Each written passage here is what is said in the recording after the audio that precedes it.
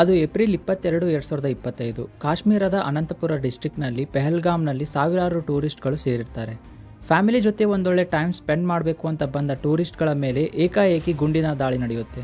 ಈ ದಾಳಿಯನ್ನು ಮಾಡಿರೋರು ಯಾರು, ಹಾಗೆ ಈ ಪೆಹಲ್ಗಾಮ್ ಅನ್ನೋ ಊರನ್ನೇ ಇವರು ಟಾರ್ಗೆಟ್ ಮಾಡಿರೋದು ಯಾಕೆ? ಬನ್ನಿ ಇವತ್ತಿನ ಈ ವಿಡಿಯೋದಲ್ಲಿ ಈ ಎಲ್ಲ ವಿಷಯಗಳ ಬಗ್ಗೆ ಡೀಟೇಲ್ ಆಗಿ ನೋಡುವ. ನಮಸ್ತೆ ಸ್ನೇಹಿತರೆ, ಇನ್ಫೋವೇಗ ಚಾನಲ್ಗೆ ಸ್ವಾಗತ. ಭಾರತದಲ್ಲಿ ಇತ್ತೀಚೆಗೆ ನಡೆದಂಥ ಅತಿ ದೊಡ್ಡ ಟೆರರ್ ಅಟ್ಯಾಕ್ ಅಂದರೆ ಅದೀಗ ಪೆಹಲ್ಗಾಮಲ್ಲಿ ನಡೆದಿರುವ ಒಂದು ಘಟನೆ ಅಂತ ಹೇಳ್ಬೋದು.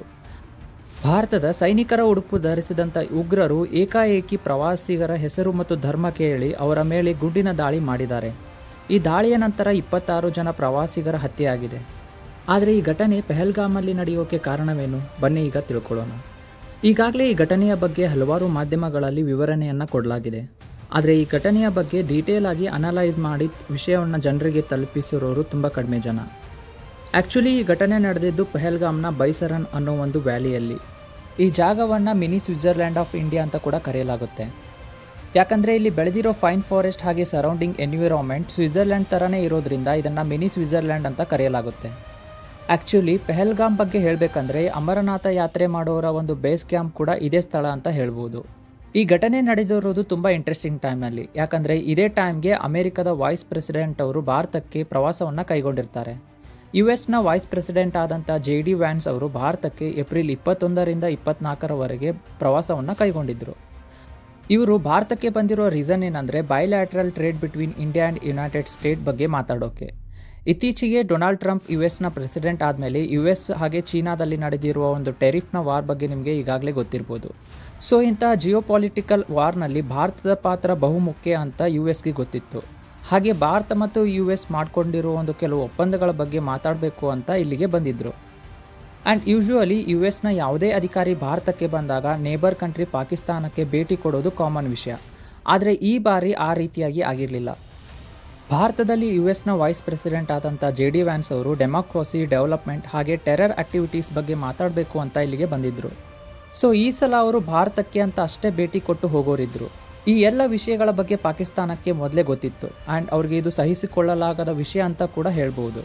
ಆ್ಯಂಡ್ ನೀವು ಭಾರತದ ಜಿಯೋಗ್ರಫಿಯನ್ನು ಅಬ್ಸರ್ವ್ ಮಾಡಿದರೆ ಈಗಾಗಲೇ ಭಾರತಕ್ಕೆ ಉತ್ತರದಲ್ಲಿ ಪಾಕಿಸ್ತಾನದ ಜೊತೆಗೆ ಚೀನಾ, ಬಾಂಗ್ಲಾದೇಶದಂಥ ದೇಶಗಳಿಂದ ಬಾರ್ಡರ್ನಲ್ಲಿ ತುಂಬ ತೊಂದರೆ ಆಗ್ತಿದೆ. ಸೊ US ವೈಸ್ ಪ್ರೆಸಿಡೆಂಟ್ನ ಗಮನವನ್ನು ತಮ್ಮ ಕಡೆಗೆ ಎಳ್ಕೋಬೇಕು ಅನ್ನೋದು ಪಾಕಿಸ್ತಾನದ ಗುರಿಯಾಗಿತ್ತೇನೋ ಗೊತ್ತಿಲ್ಲ. ಸೊ ಪಾಕಿಸ್ತಾನದವರು ಕೆಲವು ಉಗ್ರರನ್ನು ಭಾರತಕ್ಕೆ ಕಳುಹಿಸಿ ಇಲ್ಲಿ ದಾಳಿ ಮಾಡೋಕ್ಕೆ ಪ್ರಚೋದನೆಯನ್ನು ಕೊಟ್ಟಿರ್ತಾರೆ. ಆದರೆ ಈ ಉಗ್ರ ಕೃತ್ಯಕ್ಕೆ ಪಾಕಿಸ್ತಾನದ ಜೊತೆಗೆ ಚೀನಾದ ಒಂದು ಕೈವಾಡ ಇದೆಯಾ ಅನ್ನೋದು ಒಂದು ಈಗ ಕ್ವಶನ್ ಮಾರ್ಕ್ ಆಗಿದೆ. ಯಾಕಂದರೆ ಉಗ್ರರು ಬಳಸಿರುವ ಒಂದು ಸ್ಯಾಟಲೈಟ್ ಫೋನ್ಸ್ಗಳು ಚೀನಾದ ಮೂಲವು ಅಂತ ಈಗ ತನಿಖೆಯಿಂದ ಗೊತ್ತಾಗಿದೆ. ಹಾಗೆ ನೋಡಿದರೆ ಚೀನಾದ ಕೆಲವು ವಸ್ತುಗಳು ಭಾರತದಿಂದ ಬ್ಯಾನ್ ಆಗಿವೆ.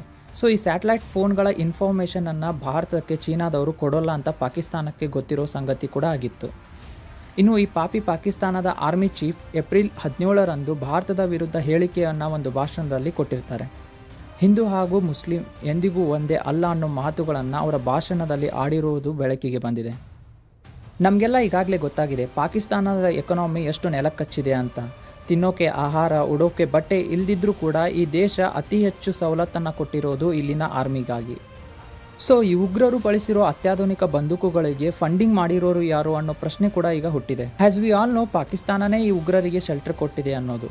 ಆದರೆ ಈ ಫಂಡಿಂಗನ್ನು ಕೊಟ್ಟಿರೋರು ಯಾರು, ಆ ಪ್ರಶ್ನೆ ಈಗ ಹುಟ್ಟಾಕಿದೆ. ಅಷ್ಟೇ ಅಲ್ಲ, ಇತ್ತೀಚೆಗೆ ಕಾಶ್ಮೀರ ಒಂದು ಬೆಸ್ಟ್ ಟೂರಿಸ್ಟ್ ಪ್ಲೇಸ್ ಕೂಡ ಆಗಿತ್ತು. ಇಲ್ಲಿ ಪ್ರವಾಸಿಗರ ಸಂಖ್ಯೆ ದಿನೇ ಹೆಚ್ಚುತ್ತಾನೆ ಇತ್ತು. ಸೊ ಪಾಕಿಸ್ತಾನದವ್ರಿಗೆ ಇದರ ಭಯ ಜಾಸ್ತಿ ಆಯಿತು ಅಂತ ಅನಿಸುತ್ತೆ. ಯಾವಾಗ ಆರ್ಟಿಕಲ್ 370 ಜಾರಿಗೆ ಬಂತೋ ಕಾಶ್ಮೀರದಲ್ಲಿ ಟೂರಿಸಮ್ಗೆ ಒಂದೊಳ್ಳೆ ಸ್ಕೋಪ್ ಸಿಕ್ತು. ಆಫ್ಟರ್ ಕೋವಿಡ್ ಇಲ್ಲಿ ತುಂಬ ಜನ ಪ್ರವಾಸಿಗರು ಬರೋಕ್ಕೆ ಸ್ಟಾರ್ಟ್ ಮಾಡಿದರು. ಇದು ಉಗ್ರರಿಗೆ ಉಣ್ಣಲಾಗದ ತುತ್ತು ಅಂತ ಪರಿಗಣಿಸಿತ್ತು ಅನಿಸುತ್ತೆ. ಇಂಡಿಯಾದಲ್ಲಿ ಈಗಾಗಲೇ ತುಂಬ ವಿಭಾಗದಲ್ಲಿ ಏಳಿಗೆ ಕಾಣ್ತಿದೆ. ಆ್ಯಂಡ್ ಜಿಯೋಪಾಲಿಟಿಕಲಿ ಭಾರತಕ್ಕೆ ಒಂದು ಒಳ್ಳೆಯ ಇಮೇಜ್ ಕೂಡ ಈಗಾಗಲೇ ಬಂದಿದೆ.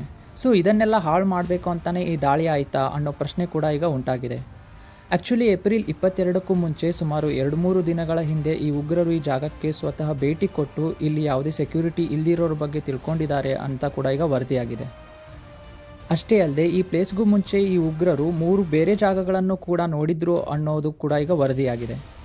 ಸೊ ಉಗ್ರರು ಈ ಜಾಗಕ್ಕೆ ಏಕಾಏಕಿ ದಾಳಿ ಮಾಡಿರೋದು ಯಾಕೆ ಅಂತ ತಿಳ್ಕೊಳ್ಳೋದಾದರೆ, ಈ ಜಾಗಕ್ಕೆ ಹೋಗಬೇಕಂತಂದರೆ ಇಲ್ಲಿ ಯಾವುದೇ ವಾಹನಗಳ ವ್ಯವಸ್ಥೆ ಇರೋದಿಲ್ಲ. ಇಲ್ಲಿ ಕುದುರೆಗಳ ಮೂಲಕ ಅಥವಾ ಟ್ರೆಕ್ಕಿಂಗ್ ಮಾಡುವ ಮೂಲಕ ಇಲ್ಲಿ ಹೋಗಬಹುದಾಗಿದೆ. ಮೊದಲಿಗೆ ಈ ದಾಳಿಯನ್ನು TRF ಅಂದರೆ ದಿ ರೆಸಿಸ್ಟೆನ್ಸ್ ಫ್ರಂಟ್ ಅನ್ನೋ ಒಂದು ಉಗ್ರ ಸಂಘಟನೆಯನ್ನು ಮಾಡಿರುವುದು ಅಂತ ಒಪ್ಕೊಳ್ತಾರೆ. ಆದರೆ ಕೆಲವೇ ಕ್ಷಣಗಳ ನಂತರ ಇಲ್ಲ ಇದು ನಮ್ಮ ಸಿಸ್ಟಮ್ ಹ್ಯಾಕ್ ಆಗಿರೋದ್ರಿಂದ ಯಾರೋ ಬೇರೆಯವರು ಮಾಡಿರೋ ಮೆಸೇಜ್, ಈ ತಪ್ಪು ಇನ್ಫಾರ್ಮೇಷನ್ ಕೊಟ್ಟಿರೋರು ಯಾರು ಅಂತ ನಮಗೆ ಗೊತ್ತಿಲ್ಲ ಅನ್ನೋ ಬೋಗಸ್ ಮಾತನ್ನು ಕೂಡ ಅವರು ಆಡಿದರು. ಆ್ಯಂಡ್ ಎಲ್ರಿಗೂ ಗೊತ್ತಿರೋ ವಿಚಾರನೇ ತಾನೇ, ಪಾಕಿಸ್ತಾನದ ಯಾವುದೋ ಒಂದು ಉಗ್ರ ಸಂಘಟನೆಯನ್ನು ಈ ಕಾರ್ಯವನ್ನು ಮಾಡಿದೆ ಅಂತ. ಅಷ್ಟೇ ಅಲ್ಲದೆ ಈ ಉಗ್ರರು ಯೂಸ್ ಮಾಡಿದಂಥ AK-47 ಹಾಗೆ M16 ಅಂತ ಆಧುನಿಕ ಬಂದೂಕುಗಳನ್ನು ಉಗ್ರರಿಗೆ ಸಿಕ್ಕಿರೋ ಥರ ಮಾಡಿರೋರು ಯಾರು ಅನ್ನೋ ಪ್ರಶ್ನೆ ಕೂಡ ಈಗ ಉಂಟಾಗಿದೆ. ಭಾರತ ಸರ್ಕಾರ ಸದ್ಯಕ್ಕೀಗ ಸೈನ್ಯಕ್ಕೆ ಫ್ರೀ ಹ್ಯಾಂಡನ್ನು ಕೊಟ್ಟಿದ್ದಾರೆ. ಅಂದರೆ ಉಗ್ರರಿಗೆ ಯಾವಾಗ ಎಲ್ಲಿ ಹೇಗೆ ಅಟ್ಯಾಕ್ ಮಾಡಬೇಕು ಅಂತ ಸೈನ್ಯನೇ ಡಿಸೈಡ್ ಮಾಡೋಕ್ಕೆ ಒಂದು ಫ್ರೀಡಮನ್ನು ಕೊಟ್ಟಿದ್ದಾರೆ. ಅಷ್ಟೇ ಅಲ್ಲದೆ ಭಾರತದಲ್ಲಿರೋ ಎಲ್ಲ ಪಾಕಿಸ್ತಾನಿಗಳು ಮರಳಿ ತಮ್ಮ ದೇಶಕ್ಕೆ ಹೋಗಬೇಕು ಅನ್ನೋ ಸೂಚನೆಯನ್ನು ಕೂಡ ಕೊಡಲಾಗಿದೆ. ಇನ್ನು ಭಾರತದಿಂದ ಪಾಕಿಸ್ತಾನಕ್ಕೆ ಹರಿತಿದ್ದ ಸಿಂಧು ನದಿಯನ್ನು ಹರಿಯದಂತೆ ಮಾಡ್ತೀವಿ ಅನ್ನೋ ನಿರ್ಧಾರವನ್ನು ಕೂಡ ಇಂಡಿಯಾ ಈಗ ತೆಗೆದುಕೊಂಡಿದೆ. ಇದು 1960ರ ದಶಕದಲ್ಲಿ ಇಂಡಸ್ ವಾಟರ್ ಟ್ರೀಟಿ ಅನ್ನೋ ಒಪ್ಪಂದವನ್ನು ಮಾಡಲಾಗಿತ್ತು. ಸೊ ಈ ಒಪ್ಪಂದವನ್ನು ಭಾರತ ಈಗ ಬ್ರೇಕ್ ಮಾಡಿದೆ. ಸಿಂಧು ನದಿಯ ಉಪನದಿಗಳಾದಂಥ ಇಂಡಸ್, ಚೀನಾ ಹಾಗೆ ಜೀಲಂ ನದಿಗಳನ್ನು ಪಾಕಿಸ್ತಾನಕ್ಕೆ ಮೊದಲು ಹರಿಬಿಡಲಾಗಿತ್ತು. ಆದರೆ ಈ ಒಪ್ಪಂದವನ್ನು ಈಗ ಬ್ರೇಕ್ ಮಾಡಲಾಗಿದೆ. ಸೊ ಪಾಕಿಸ್ತಾನದ ಆಲ್ಮೋಸ್ಟ್ 70% ಅಗ್ರಿಕಲ್ಚರ್ ಈ ನದಿಗಳಿಂದನೇ ಆಗ್ತಿತ್ತು ಅನ್ನೋ ಒಂದು ವರದಿ ಇದೆ. ಸೊ ಇದರಿಂದ ಪಾಕಿಸ್ತಾನಕ್ಕೆ ಇನ್ನೂ ಎಕನಾಮಿಕಲಿ ತುಂಬ ಭಾರ ಬೀಳುತ್ತೆ ಅನ್ನೋದು ಈಗ ಗೊತ್ತಾಗಿದೆ. ಬೆಳೆಯುತ್ತಿರುವ ಭಾರತದ ಏಳಿಗೆಯನ್ನು ನೋಡಲಾಗದ ಪಾಕಿಸ್ತಾನಿಗಳು ಈ ಘಟನೆಯನ್ನು ಮಾಡಿದ್ದಾರೆ ಅಂತ ಕೂಡ ನಾವು ಈಗ ಹೇಳ್ಬೋದು. ಎಸ್ ಫ್ರೆಂಡ್ಸ್, ಇದಾಗಿತ್ತು ಇಂದಿನ ಇನ್ಫಾರ್ಮೇಟಿವ್ ವಿಡಿಯೋ. ಇಂತಹದೇ ಇನ್ನೊಂದು ಇಂಟ್ರೆಸ್ಟಿಂಗ್ ವಿಡಿಯೋ ಜೊತೆಗೆ ಮತ್ತೆ ಸಿಗ್ತಿರ್ತೀನಿ. Signing off from ಇನ್ಫೋವೇಗ.